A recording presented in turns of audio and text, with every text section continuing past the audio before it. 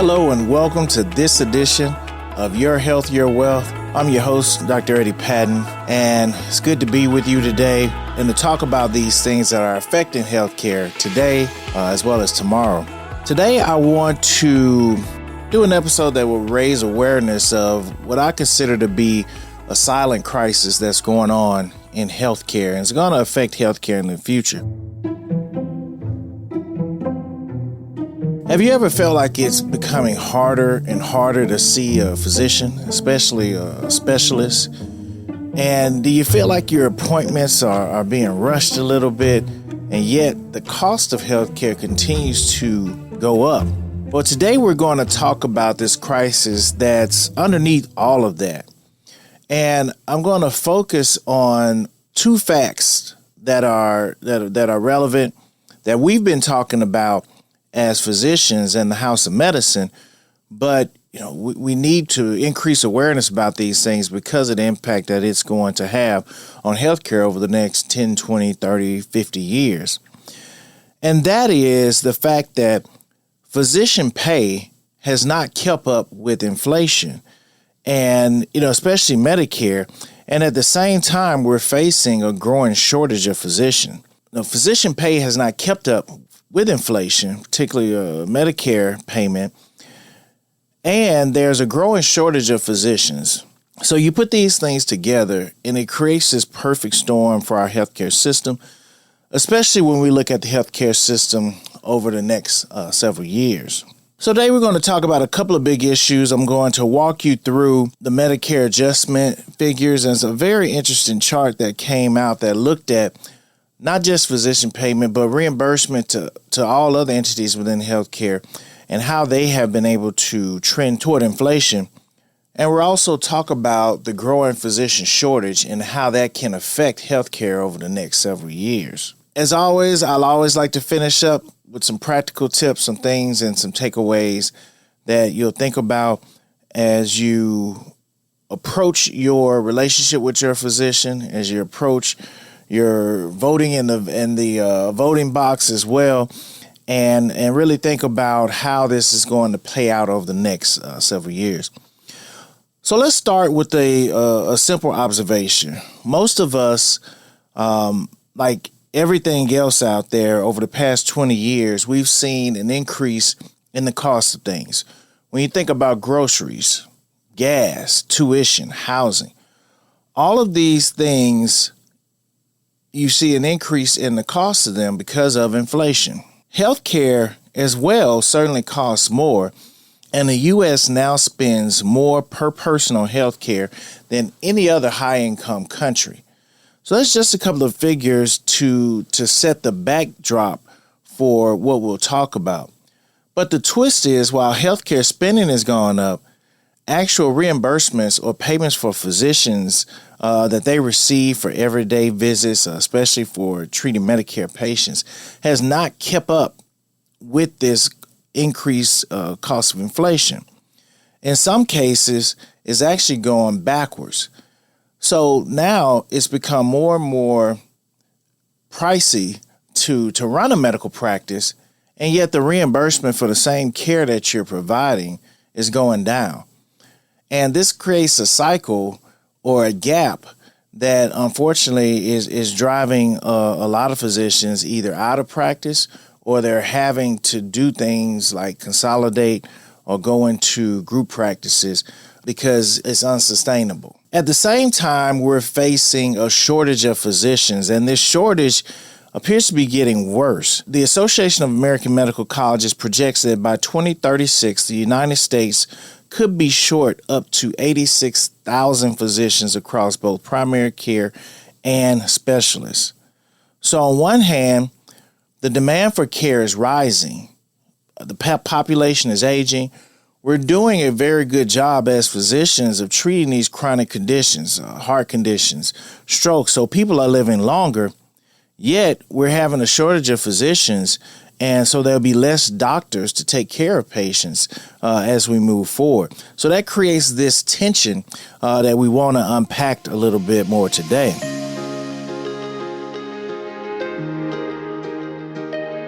what do you feel, or what do most people feel about this tension that I'm talking about, that being involved in the House of Medicine and advocating and everything else? I know, and we've been talking and trying to raise this alarm for a long time, but I don't think that it's really fallen on the right ears, or that enough people are really paying attention to it. But what does it feel like on a day-to-day basis? It's when you call your doctor in the next available appointment, and like 3 to 4 months out, or 6 months, or a year, depending on the specialist that you're talking about. Or when it seems like your doctor is having to spend more time at his computer, pecking away at the keyboard, instead of paying attention to you and what you're there for. It's constantly trying to rush you through appointments, because the only way you can make up if your payment is going down is that you have to make up for it in volume. So you're seeing more and more patients today, having to shorten the amount of time you have per patient. Or it's when you end up in the ER for something that could have been handled in the doctor's office, but because you couldn't get into that office fast enough.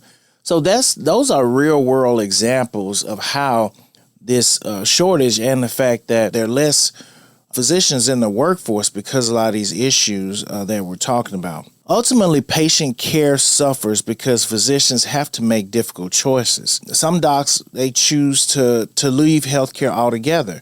You have doctors who historically would have kept practicing for years, even after you reach quote unquote retirement age, because we used to make this joke in healthcare that, most physicians, die in the exam room examining patients.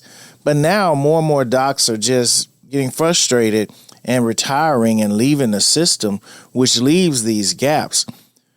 Some choose to shut their doors if they have a private practice and consolidate. We see this huge wave of consolidation now, where doctors are forming these larger groups or having to join healthcare systems, which can provide that administrative oversight and help cover some of those payments. And others do things like they don't take insurance altogether. They do either concierge medicine or private pay. But all of these changes leads to decreased patient choice, and this problem is becoming more and more substantial. So when we think about the physician workforce as a critical infrastructure like bridges or the power grid, you don't notice the small cracks right away. It's only when those cracks build up to where there's a huge gap now in the bridge, where it really starts to impact traffic, and eventually this thing collapses. So our goal today is to recognize some of these cracks early and start working together to figure out a system that really works. So let's talk about the Medicare payment system as a whole. And what you may not know is that each year, Medicare determines what they're going to pay physicians for the next year based on a complex system of data sets and formulas. For the most part, physicians don't find out until the fall or the end of the year, around November or December, what that fee schedule will be for the next year. And sometimes there can be some pretty significant changes to that fee schedule. I remember years ago, there's a study called an EMG nerve conduction study that I do in clinic. And there's some docs that's all they do all day are EMG nerve conduction studies as part of their practice. And because of these rules, they decided to cut EMG nerve conduction study reimbursement by 10 or 20%, just like that. So within a matter of weeks, you have to figure out how to adjust for your practice for a 10, 20% pay cut without knowing. I mean, these are the types of changes that can happen when they adjust this fee schedule. So then the physician has a choice that they can either accept the rates plus the mandatory 20% copay, or they do what's called opt-out, meaning that they won't take Medicare patients. So that means all the patients that you've been seeing who have Medicare, now they have to find another physician. So these are the types of choices that we face every year. And most of the time, because of our commitment to medicine, commitment to the patients that we treat, we just kind of suck it up and we take the cuts.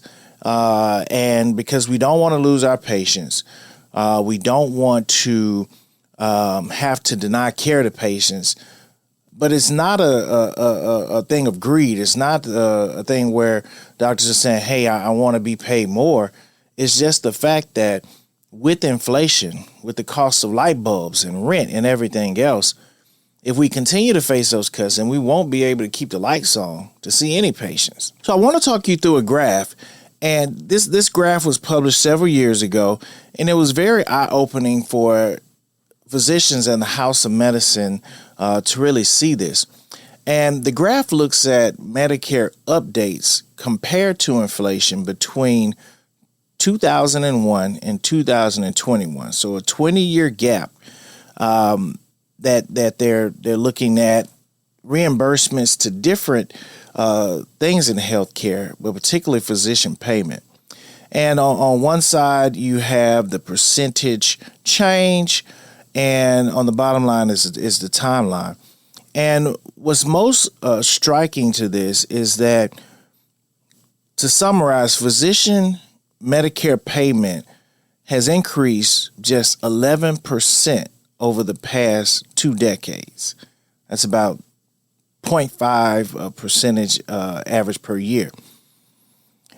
And you may look at that and say, okay, well, docs have got a 10% pay increase over that period of time. But when you look at the other entities, for instance, Medicare hospital updates roughly increased 60% between 2001 and 2021, with an annual increase of 2.4% for both inpatient and outpatient services. Medicare skilled nursing facility updates totaled more than 60% increase from 2001 to 2021, or 2.5% per year. But then we looked at what's called the MEI, or the cost of running a practice. And the cost of running a practice has increased 39% between 2000 and 2021, or 1.6% per year. The other line on this graph shows the economy-wide inflationary figure, which is noted by the Consumer Price Index.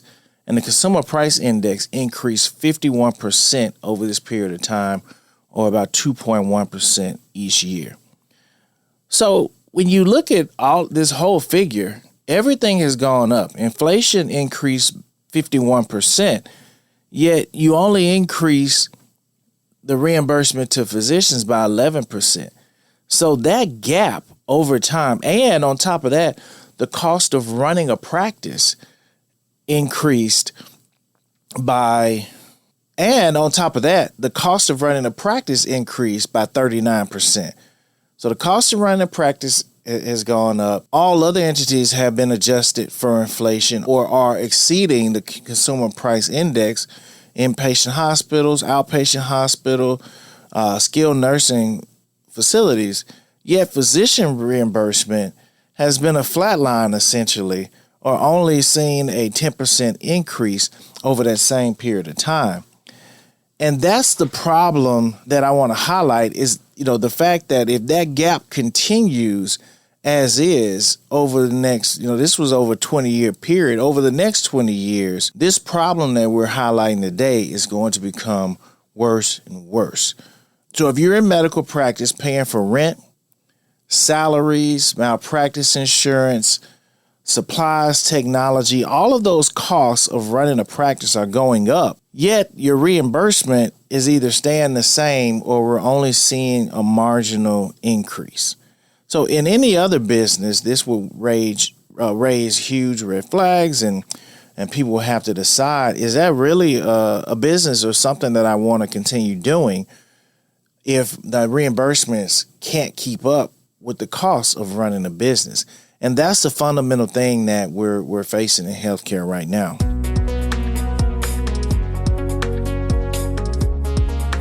Being a physician is tough, and there are a number of other things that we probably don't think about when we think about the career of a physician. One is that most physicians have to start their their life later. What I mean by that is their productivity later, because you do 4 years of medical school, you do anywhere from 2 to 5 to 6 to 10 years of residency. So your most productive years are started a little bit later in life. So you have to catch up a lot for that time. Also, physicians come out of school facing tens to hundreds of thousands of dollars in student loan payments, which needs to be repaid as well. So that puts a certain amount of tension on a physician when you put all this time and effort into training and positioning yourself to really be able to take care of people, but you don't feel as though your time is rightfully being adjusted based on just other entities within healthcare or basically just with inflation in general. So how do practices respond then to this gap? The fact that the cost of running the practice is going up, yet the reimbursement is either flatlined or only marginally increased. How do practices respond? They have to see more patients in a day. So that means that less time with each patient. You only have a set amount of time per day. So whereas you may have been, allocating 45 minutes for a new patient visit, now you have to do 30 minutes or 15 minutes. They have to cut staff. So you may not get a live person when you call or other things like that. They delay hiring like physician assistants or nurse practitioners, physician extenders that can help them in the practice. There may be some good technology that can help them, but they can't afford new technology. And in some cases, they just stop seeing Medicare patients. This problem is really affecting small and independent practices where there's already such a thin margin that you're operating on, but you make that margin worse through a lot of these, the fact that the reimbursements aren't keeping up with inflation. And that's why you see this wave of consolidation where practices are selling to private equity or the hospital because they just can't keep up with paying the rent and the costs that go along with practicing. So this graph isn't just a policy slide. It's a story about the misalignment, and we're asking doctors to do more for more patients with more complexity, but we're not updating payments in a way that keeps up with the reality of life and with inflation. So more and more doctors are being forced to make these difficult choices. When I say difficult choices, things like, should I retire early? Or do something else in healthcare, like direct care or concierge medicine or go into industry. There's an AMA survey that showed that 1 in 5 doctors are considering stopping practice or pursuing different careers over the next few years. Some doctors choose to join a large group practice or a hospital-based practice. We call this, again, consolidation. And so this leads to fewer choices for patients because then you get locked in where you have to either see a doctor in this system or that system, as opposed to a free market economy where the patient has a choice as to what doctor they want to see. But when you see more and more private independent practices or practices start to consolidate, then you have less and less freedom as a patient as to who and where you want to go to get your health care. And if you think that this is just a Medicare problem, it's not.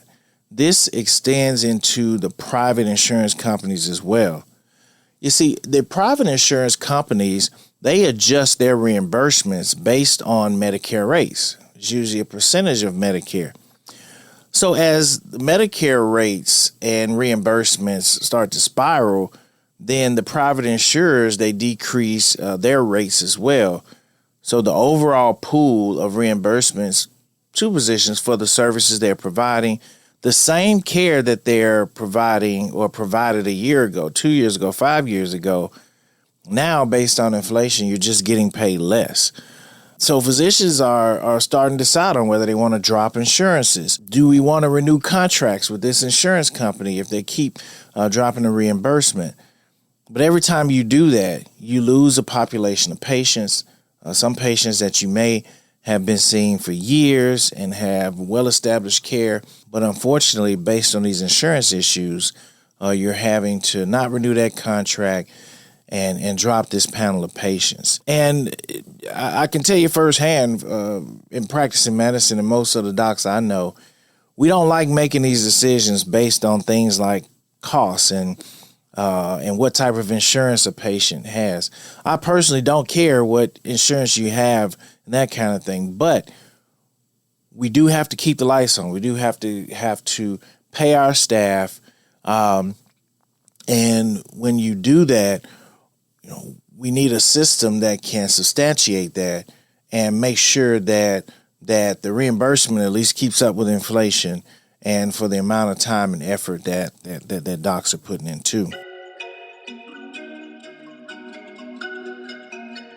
Now, I want to layer on another issue that's going on, and that is the growing physician shortage.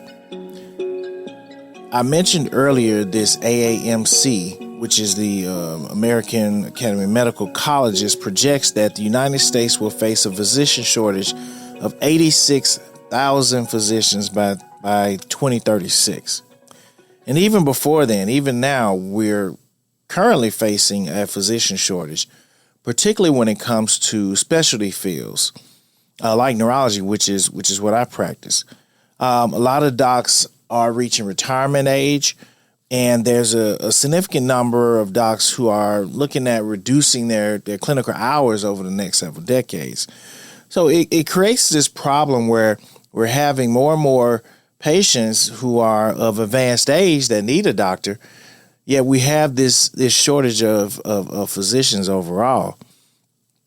Now, this is especially severe in primary care, psychiatry, and in rural and underserved urban areas, which rural regions may have far fewer physicians per 100,000 people compared with urban areas, which leads to delayed care, higher rates of this chronic illness and mortality.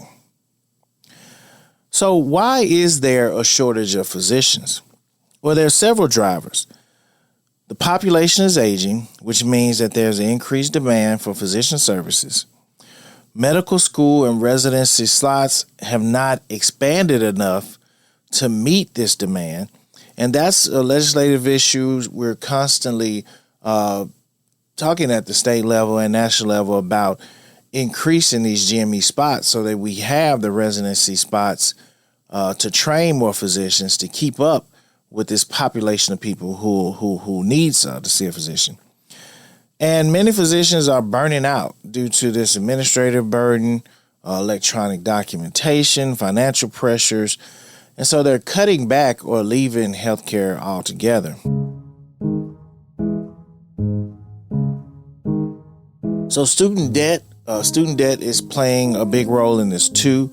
Physicians often graduate with more than $250,000 in debt. That pushes many toward higher paying specialties because they want to figure out how am I going to pay this debt back, and away from the lower reimbursing fields in healthcare like primary care or serving in underserved communities, treating Medicaid, Medicare patients where there's really the greatest need. And finally, the international medical grads. These are doctors that are trained outside the U.S. who historically have helped fill this gap. But we're facing immigration licensing barriers that slow our ability to train these doctors and bring them over and add them to the workforce. So now think back to that Medicare graph that I showed you earlier, where the reimbursement for physicians has not been keeping pace with inflation. And if you're a young physician, heavily in debt, looking at a career where your payments from a major payer have not kept up with inflation, is not a very attractive business model, especially in primary care. And when we're out mentoring or talking to students about going into healthcare, it's hard to make that argument when we're facing things like the Medicare graph that I showed you earlier, where payments are not keeping up. So you combine that with burnout, long hours, having to see more and more patients per day, the emotional toll of taking care of sicker, older patients, and it becomes clear that some physicians, especially those who have practiced a long time, are retiring earlier or reducing their hours, and that only magnifies this problem of the physician shortage that we have. So let's talk about what this means to you, your parents, and your kids, regardless of what type of insurance that you have. So when there aren't enough physicians in the workforce, and when practices are financially strained, several things happen. The wait times for new appointments increases, especially for primary care and key specialties. And in neurology, we're certainly seeing, you can see wait times anywhere from a couple of months to a year, depending on the geographical location and so forth. Doctors have less time per patient, which means you can feel rushed during your visit. And there may be a missed opportunity to catch some of these things early because we're trying to see more patients per day because the only way to increase payment is through increased volume of patients per day. And when you try to get more people into a strained system, then certain things may be missed. And some practices have stopped accepting certain insurance plans, including Medicare and Medicaid, because of reimbursement doesn't cover the rising costs. So imagine an older adult on Medicare in a rural area. They may already have only a handful of providers in the area within driving distance. And even then, one practice closes or stops taking Medicare patients. That person now has to travel further to find a physician to take care of them or go without care. So if you think that this problem isn't going to affect you, if you think that this is just a physician problem, it does triculate out into the community. And I tell you, I've said this several times on this podcast, that the key to all of this is the patient-physician relationship. And anything that strains that or interferes with that poses a problem for our healthcare system as a whole.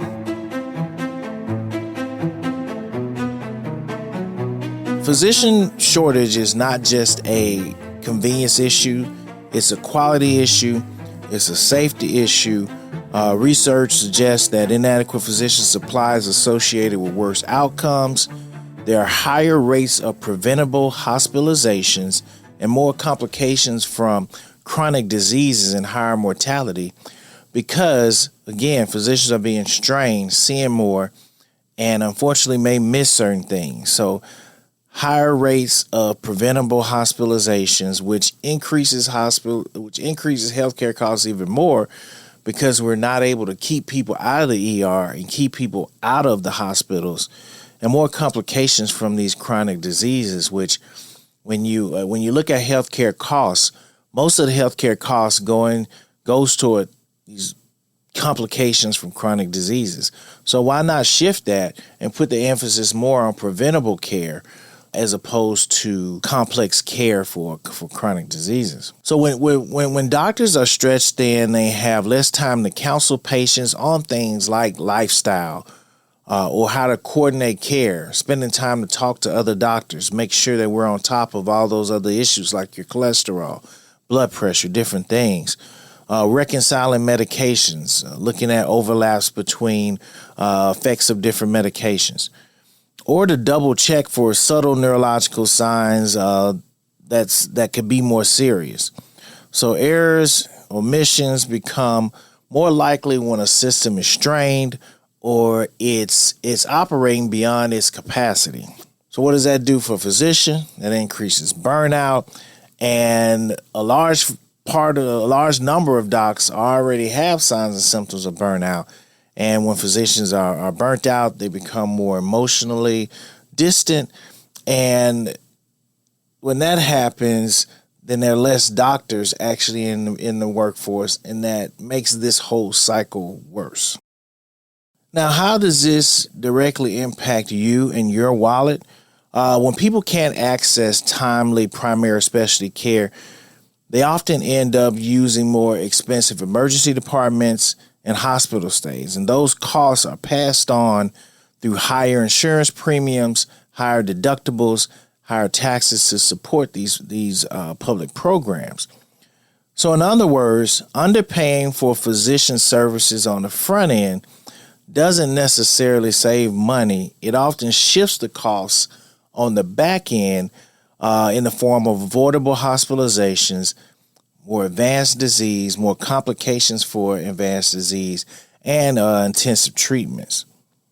So your ability to see your doctor when you need one, that's not a luxury. That should just be standard of care. It's one of the most cost-effective investments that you can make as a society to both your health and your wealth.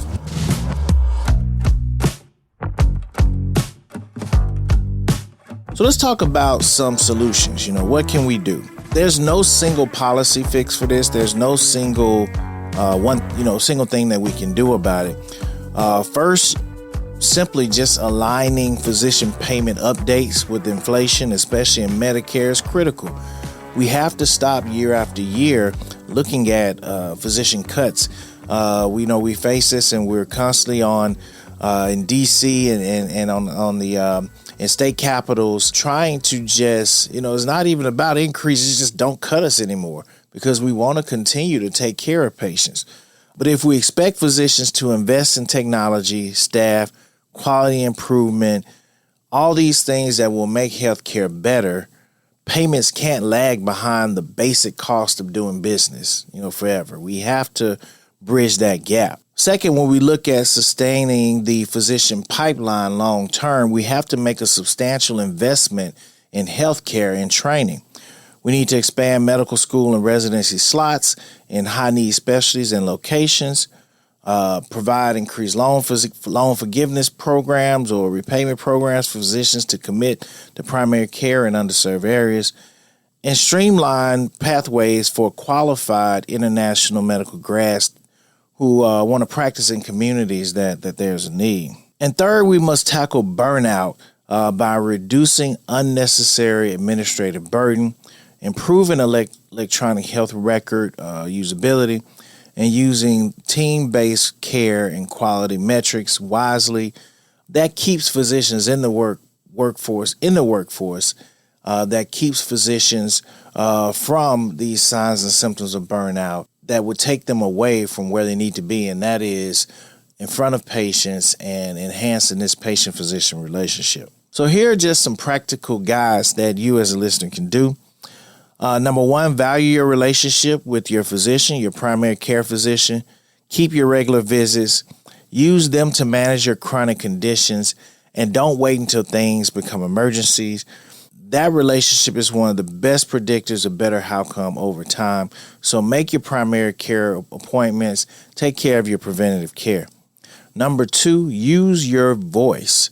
When you hear about policy debates over Medicare payment reform, the physician workforce, or graduate medical education funding, understand that these things are not abstract budget line items, that these things have an effect on the future of healthcare, and they directly affect you and your ability to find a doctor that you need. And number three, support innovation that extends physician capacity, whether it's telemedicine, which allows or helps us to see more patients, even those who can't make it immediately into the office. Look at team-based care with nurse practitioners, physician assistants, or technology that cuts documentation time instead of adding to it. But remember, none of that replaces the need for enough well-trained physicians out there in the workforce, which is at our core. So fixing these problems isn't just about making doctors happier, or that doctors can live a certain lifestyle or have more money in their pocket.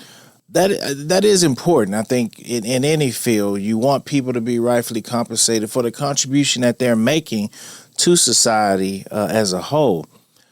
But it's about building a system where everyone, regardless of your zip code or your insurance, can get timely, high-quality health care without going broke. And that is essentially at the base of what this whole dilemma is about. So as we wrap up, remember the graph we walked through from 2000 and 2021, showing that inflation marching steadily upward while Medicare physician payments have lagged behind. And that visual helps tell the story of this growing disconnect between the cost of care and the cost of the care that we're providing for people and what we're willing to pay for it. Layer on to that the projected physician shortage of up to 86,000, almost 90,000 physicians in the coming years. And you have a system where both doctors and patients are being squeezed. And it's a cycle that we need to intervene now so that it doesn't get worse. So think about these things when you are faced with a longer wait time with your doctor, or if it seems like every time you see your doctor, they're spending less and less time with you. Hopefully you have a better understanding of some of the strains that are faced in our system. So think about the value of that physician and the impact that physician has had in your life, and what it would mean if the physician workforce continues to decline. Layer on the projected physician shortage of up to 86,000 physicians in the coming years, and you have a system where both doctors and patients are being squeezed. So think about these things when you're faced with longer wait times with your doctor, or if it seems like every time you go to see your physician or he or she has less and less time that they have to spend with you. Think about what that value is. Think about the value of that doctor and what impact they've had on your life and where we would be if the physician workforce continues to dwindle. Thank you for joining me for this edition of Your Health, Your Wealth. Please join me on my website, eddiepattonmd.com. And if you found this episode helpful, share it with friends, subscribe, write a review. It helps them that the more that people understand a lot of these drivers that affect our healthcare and how these drivers will affect our healthcare moving forward. So until next time, I'm Dr. Eddie Patton. Take care of yourself, protect your wealth, and I'll see you in future episodes.